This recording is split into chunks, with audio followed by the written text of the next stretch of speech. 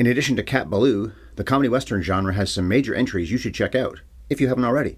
There's Blazing Saddles, of course, there's Back to the Future Part 3, there's my favorite, Butch Cassidy and the Sundance Kid.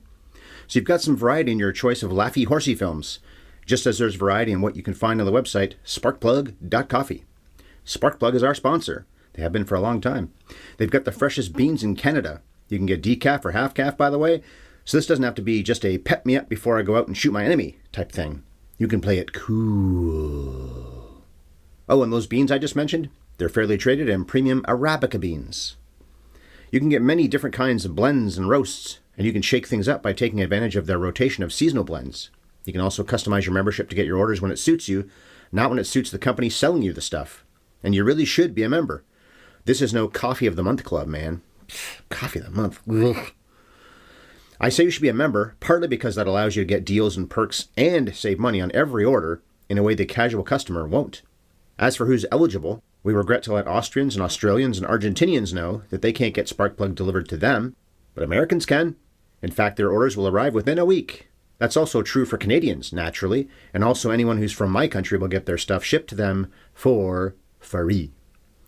Your destination is sparkplug.coffee/HYES. Our HYES promo code is the key to saving 20% off your next order. Okay, it's time for me to start telling you all about Jane Fonda and friends jumping in the saddle and shooting six guns. So Andrew Luther, I'd appreciate if you would play us in. Action!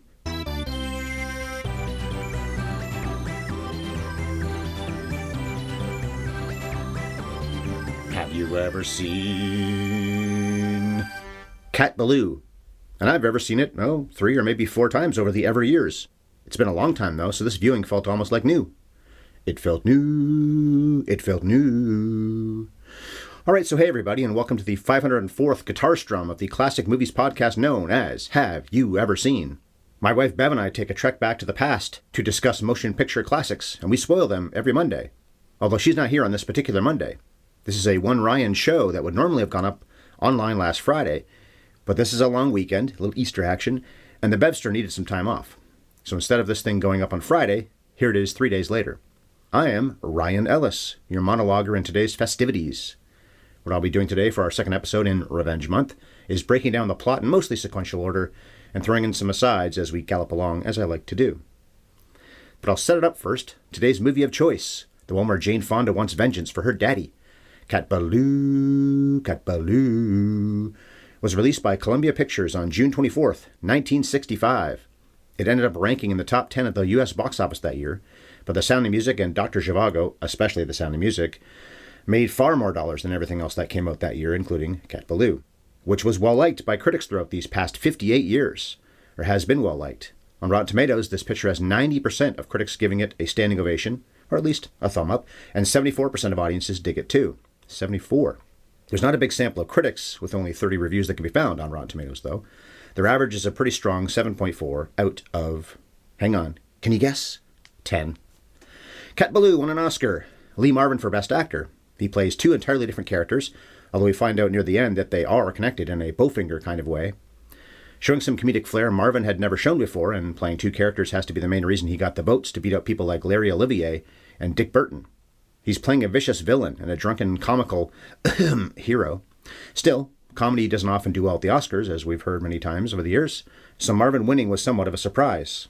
Of course, I'm saying this, a month or so after a comedy won Best Picture, but that still is not that common. And I guess Parasite was also a satire comedy. Okay, more common in the last few years. He'd won several major awards going into the Oscars, but still, comedy is rarely king at the big show. Mr. Marvin didn't say that much in his Oscar acceptance speech, by the way, except to deadpan that half of the Oscar belongs to a horse out in the valley. That was a fun line. Cat Ballou was up for 4 more Golden Trophies, but didn't win for any of these. Walter Newman and Frank Pearson's adapted screenplay, Charles Nelson's editing, Frank DeVol's music score, and Jerry Livingston and Mac David's song, The Ballad of Cat Ballou. As far as American Film Institute recognition, this flick was 50th on the top 100 laughs, and it was 10th on the top 10 westerns on the AFI's genres list. So, of course, 10 movies in 10 categories. The Ballad of Cat Ballou was nominated for the top 100 songs. Marvin's black-hatted portrayal of Tim Strawn was nominated for the top 50 bad guys on the Heroes and Villains list. And the film was up for both the 1998 and 2007 AFI Top 100 lists. As I recall, Jane Fonda didn't have a movie that made that list. I don't think so, right? I don't think she did. Nor did Marvin, I don't think, either. All right, so I've set it up. Now let's break it down. Break it down. We get a joke in the opening fanfare because Columbia Lady turns into a gun-shooting cartoon lady. Then we're on to the Greek chorus of Nat King Cole and Stevie K picking their banjees and warbling the theme song. Of course, I've already done it a few times. Cat Ballou, Cat Ballou. Both guys are credited as Shouter, so S-H-O-U-T-E-R. I assume a black guy and a short guy were both called a lot worse than that in their lives. Both the real guys and the characters they play here, so I guess Shouter is a decent nickname, maybe. So it's 1894 in Wolf City, Wyoming, and the plan is to hang Cat Ballou, who is, of course, Jane Fonda's character. She's a woman who happens to be mean and evil through and through. What a tone this sets right off the hop. The two shouters, not to mention a lady backing band at one point, are jauntily singing about how a beautiful young woman is about to swing. Although director Elliot Silverstein does balance the tonal changes pretty well in this film. It makes for a great shot, but it's also ghoulish. The cat has a stunning view of the gallows right across from her prison cell. As long as it's stunning. But now we flash back to how we got to here. This is such a common trick in modern movies, and a crutch, really. But I don't think it was so common to start off with a, let's find out how we got to such a dark place back then. Cat's mentor puts her on a train, and our young hopeful schoolteacher meets Jed, who tells Cat he's drunk as a skunk. We also get our first glimpse of Kid Shalene on the cover of a dime novel. That's Lee Marvin, the man we'll find out is more interested in guzzling the stagger juice than in being a feared gunman. Jed liberates his nephew Clay from the clutches of a lawman on that train, and they make a run for it. Clay ends up hiding in Cat's bunk, in a similar fashion to how Marilyn Monroe hid in Jack Lemmon's bunk, on a train, in Some Like It Hot. He could think of a million things. Anyway, Clay wants to get fresh with the blonde bombshell, but doesn't quite, although he does steal a smooch before escaping with Jed. Michael Callan is Clay, and Dwayne Hickman plays Jed, by the way. In the next scene, Cat arrives home at her father's ranch. Frankie Ballou is played by John Marley, the cranky old movie producer in The Godfather. Remember the guy who ends up with a horse in his bed? This is him. Jackson Two Bears, Frankie's Cherokee ranch hand played by Tom Nardini, tells young Catherine that Papa has made some enemies while she was away. The people in power want Frankie's water rights. If you've seen a lot of movies, or even if you've seen Scooby-Doo, you know they're going to try to scare him off or even murder him, and then just take what they want. It was a ghost. Since this is Revenge Month, you can probably guess it's the killing option. Although revenge would still be warranted even if blood wasn't shed and it was just a stealing of the ranch. Anyway, the right man for that dirty job is Tim Strawn, the first of Lee Marvin's two characters. Strawn shows up and scares Cat by doing some gun brandishing while wearing a prosthetic tin nose that covers up his missing sniffer. If Daniel Day-Lewis played this character, would have cut his nose off for these scenes. Right off. Jackson tells Cat that his nose was bitten off in a fight. That's a dedicated biter to hold on to this tough guy's honker long enough to rip it right off with your teeth. The Balloos go to a dance and Frankie gets on the mayor's case about some manure that was dumped down his well.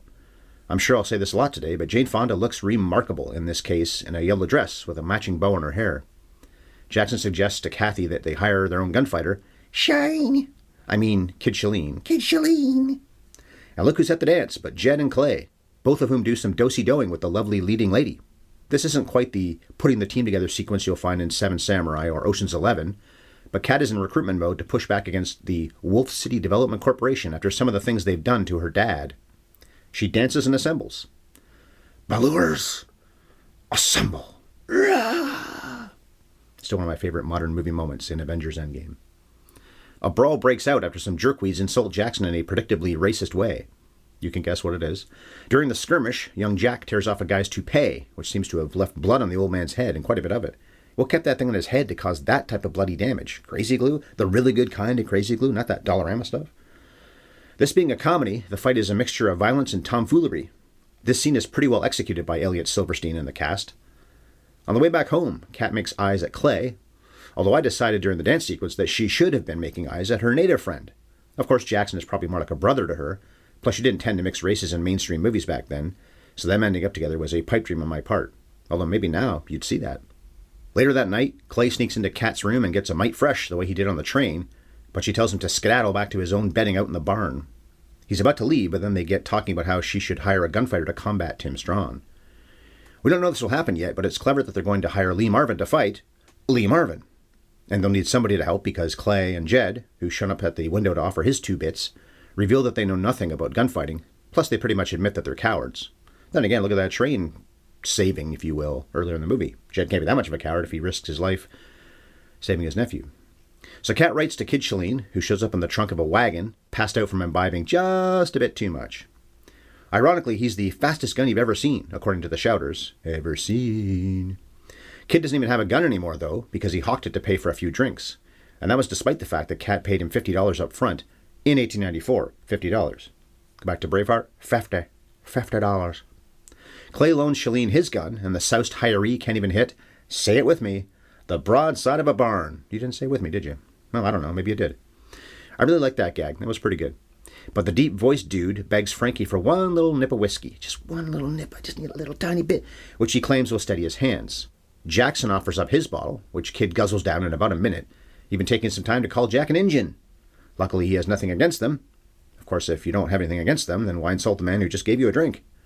Old school Hollywood, baby. It's things like this that made Brando boycott the Oscars. And what do you know, but the liquor helped because Kid's speech is steadier for a bit as he brags about what all he's done in the past. Then we discover that he can't miss what he shoots at now that he's got some liquid help. It was a clever moment, and it might have even been an original touch in 1965, probably not so much now. Frankie's impressed with the marksmanship, but not with this man's character, and Kid doesn't take it very well when he hears that his rival is going to be Tim Strawn. We're going to find out why a little later on. After all, who wants to fight themselves or their brother? Ooh, spoiler alert, I gave it away. Actually, the movie never makes anything of the fact that the same actor plays a hero and a villain in the same film. It's just a conceit to wink at us, I guess, and because, of course, they're playing, I don't know if they're supposed to be twin brothers, but they must be pretty close to being twin brothers. Maybe some people didn't even realize both characters were played by Lee Marvin when they first saw this, because he looks so different and he acts so different, and of course the tin nose. And that's when we re-meet the Strawn version of Lee Marvin, because he just rides up and shoots Frankie after the old man had gone on a rant about how he didn't need any of these idiots to help him. Some good kid Shalene was. Cat bellows out, "No!" in a Darth Vader just found out his wife is dead kind of way, then takes off after the tin-nosed man to get some payback. If he only had a heart. Everybody in town vouches for Strawn, never having left the rocking chair he's currently rocking in, even though we know very well, and obviously Cat does, that the man in black put Mr. Blue in his grave not long before, and then rode over there and pretended like he never moved.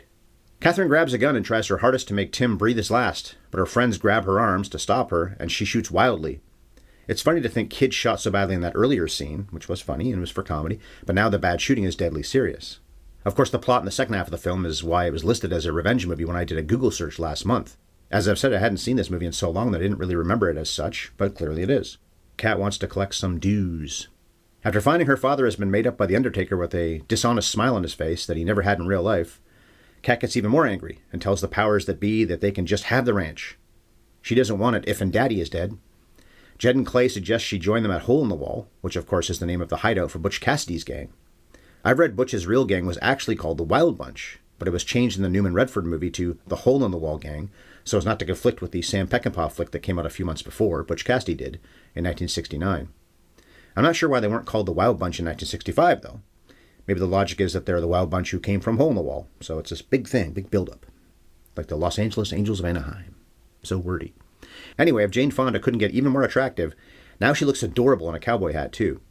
And they are off to Hole in the Wall, with the shouters claiming, "They'll never make her cry," which she had said to the sheriff the day her dad was offed. "You'll never make me cry." Kid is so bombed that they have to put him on a stretcher that's pulled behind his horse. What do they call that? A litter? I think they call it a litter, don't they? If they can't even trust you to stay in the saddle of your horse, then you might want to ease up on the spirits just a tinge, man. It's fun to see Butch Cassidy as an old man here, played by Arthur Honeycutt, although he wears the same hat and I think clothes that Newman wore 4 years later in Butch Cassidy and the Sundance Kid. Okay, not the actual same clothes, but the same style, the same look. There must be historical photographs of the real guy, so they knew how to dress Honeycutt and Newman, or the Fox movie was just paying homage to this Columbia movie. Probably the real guy thing. Jed and Clay invite Jackson to join them in their cattle rustling adventures, but Cat objects. She wants them all to help her rob a train instead. And that fits in with Butch Cassidy's favorite pastime, too. At least it is in that other movie I've referenced several times in the past few minutes. If she'll buy Kid a drink, he'll do anything, but the other three guys are too chicken to risk their lives to steal stuff off a moving train. She just shames them into it, though. "Everybody be cool, this is a robbery!" Jed, Clay, and Cat are already on board, while Jackson, who plies Kid with spinach, I should say with booze, wait up ahead with the horses. Some bungles aside in a comical bath scene, they get away with the loot.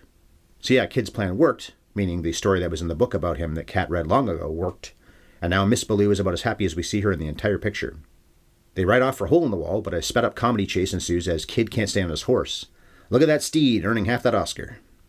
Shalene and Jackson do get away, but Yakima Canutt's stunt team, or maybe it was Yakima himself, deserves some credit for the way somebody plays Shalene barely managing to stay on his horse. Of course, that's not Lee Marvin doing that, I'm sure. Maybe any of it, really. Apart from the very first shot, I guess. Anyway, you know how stunts work.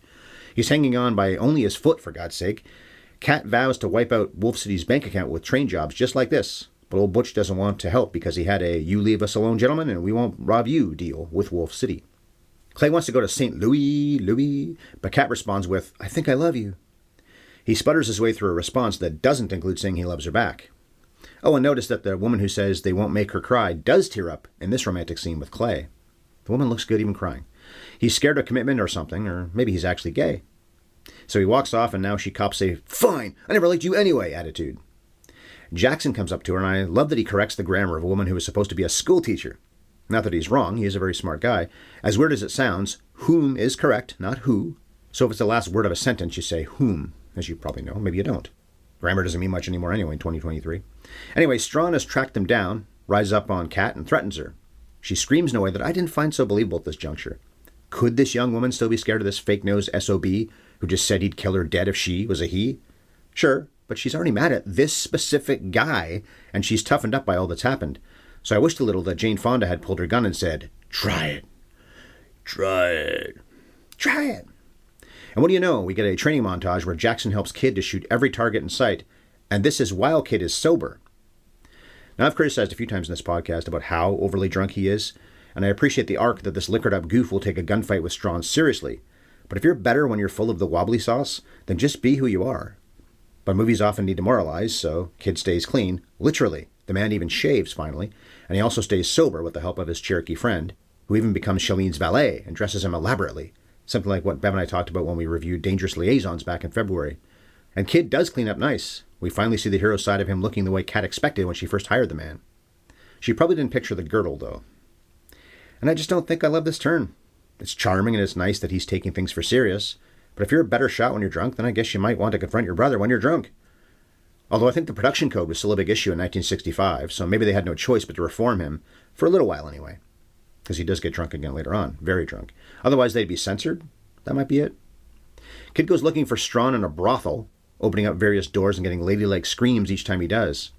I like the touch where he hears a man scream, then he opens up that same door a second time to see the apparently weird goings-on in that room.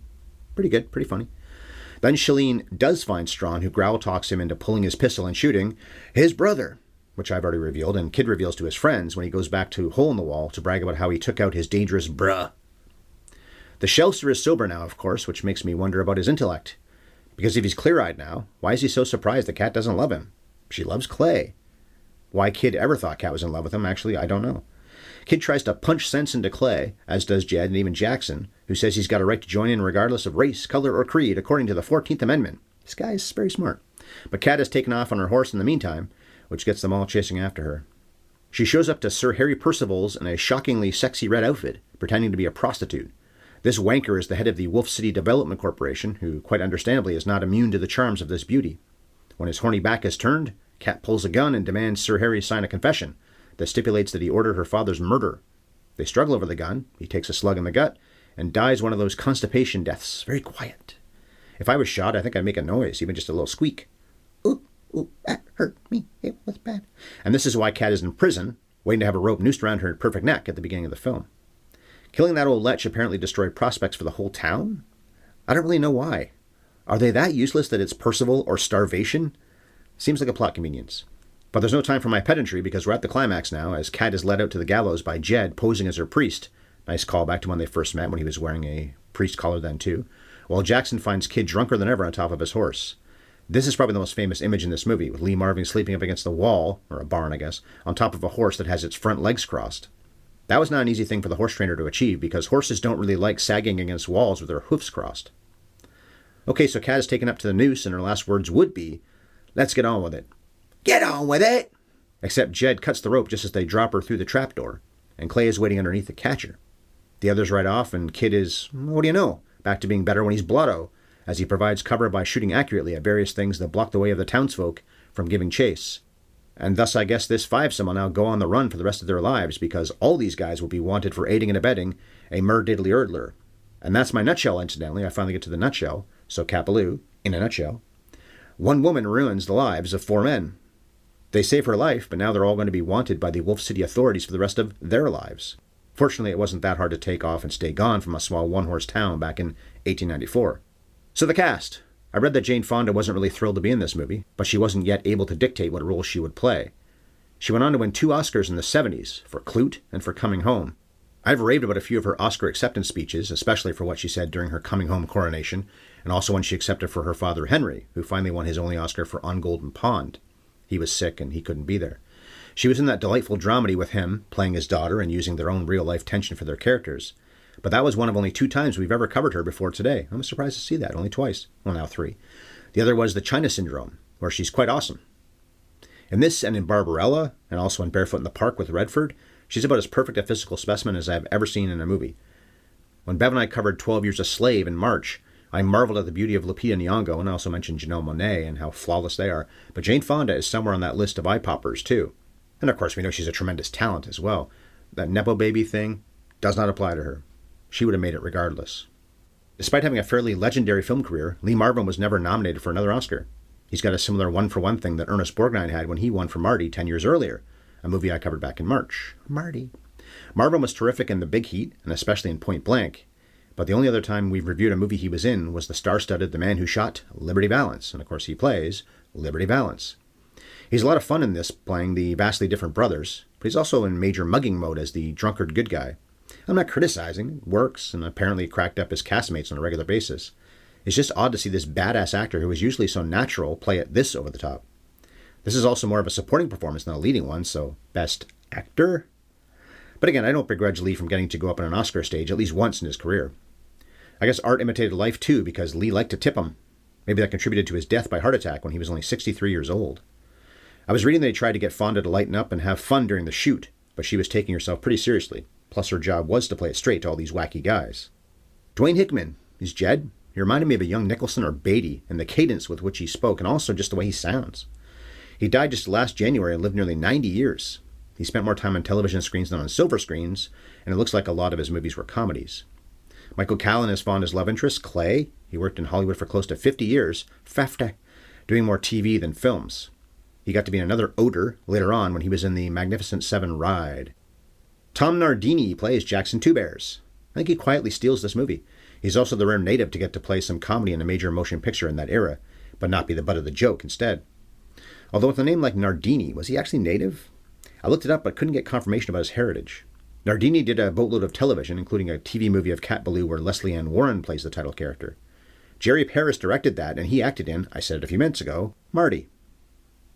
Nat King Cole did not act a lot, and when he did, he tended to just play himself, but he did have a small role as a pianist in Sis and Cain. Cat Ballou was his final film. He died of lung cancer in February of this very year of 1965. He was only 45, and he shuffled off this coal of mortality only 9 days after his daughter Natalie turned 15. And it wasn't like she had a long life herself. She died of congestive heart failure when she was only 65. And if you want to enjoy a great duet that only happened because of the wonders of audio editing, check out their duet of Unforgettable. Unforgettable, that's what you are. Stubby Kaye had been in Guys and Dolls, and then many years later played Marvin Acme in Who Framed Roger Rabbit. Bev and I covered Roger Rabbs. He and Nat King Cole are fun together with all their Greek chorusing, something we saw back in February with Jonathan Richman singing about the characters in the story as the Greek chorus when we reviewed There's Something About Mary. Elliot Silverstein exclusively worked on television shows and the odd TV movie for his first 10 years as a director, so that means this film was his debut. He made A Man Called Horse with Richard Harris several years later, but Cat Ballou is easily his most famous title. He's 95 and still alive, even remaining married to the same woman for over 40 years. As I mentioned in the Oscar section off the top of this episode, Walter Newman and Frank Pearson wrote this. Newman's first film was the tremendous, but also tremendous bomb, Ace in the Hole for Billy Wilder. Then he went on to write The Man with the Golden Arm, and also worked behind the scenes on The Magnificent Seven, so the original one, well, the remake of Seven Samurai, in 1960. Pearson later won an Oscar for writing Dog Day Afternoon. His final film was the underrated Harrison Ford thriller Presumed Innocent, and I think he was also an Academy president, so we'd always see him at the Oscars coming out to say, movies are great, you should watch them. I'm glad we're here, I'm glad I get to talk, why are you wasting our time? I've mentioned Marty 2 or 3 times in the past few minutes. The Oscar-winning producer on that, Harold Hecht, was also in charge of this flick. Okay, so have I tipped my hand before I give my final verdict on Cat Ballou? I didn't rave about this movie in this podcast, nor did I slam it a bunch either. I'm come see, come saw on Cat Ballou, even though I do own the DVD. Watched it on TCM, but I own the movie also. I didn't really laugh much, but I was certainly amused. I laughed a few times. Because I take such extensive notes when I do these solo shows, I probably miss some comic details, especially little bits of business by Marvin and the others, and expressions on people's faces. But I've learned how to be pretty good at watching a movie while also jotting things down. So I don't think I missed that much. It helps that I type as fast as I talk. This didn't feel like a challenging role for Jane Fonda, although she does her job as the gorgeous straight woman pretty well. Marvin is fun in one role and a little scary in the other, although Oscar. The other guys are solid and they became journeyman film actors, but Tom Nardini stood out the most to me, mostly because he's just so likable and smart. And while the women who seek vengeance in our other movies this month are more ferocious about it, it's not like Cat isn't also driven and focused, and the bad guy does get his comeuppance and die, like in a lot of those films. So it fits the theme, but also covers some AFI lists, the Oscars win, and it gets the mighty Jane back on Have You Ever Seen for the first time in a while. It's a solid one here, 3 stars or 7 out of 10, but I don't know that I'll be making sure to record it on TCM again anytime soon, so I recommend it, but not strongly. Typical for an older movie, it's just not as funny as its reputation says it is. I'll be back to posting a solo show on a Friday in 11 days. The topic of discussion on April 21st will be our first ever Melanie Griffith motion picture. It's also the first time this channel has talked about Sigourney Weaver in a long time. It's got Harrison Ford too. It's Mike Nichols' Working Girl. In 7 days, Bev will be back across the table from me, and we will continue Revenge Month. We couldn't do 30 Days of Vengeance without covering Quentin Tarantino. We've already discussed titles like Kill Bill and Django Unchained, Django, that really qualify as revenge flicks.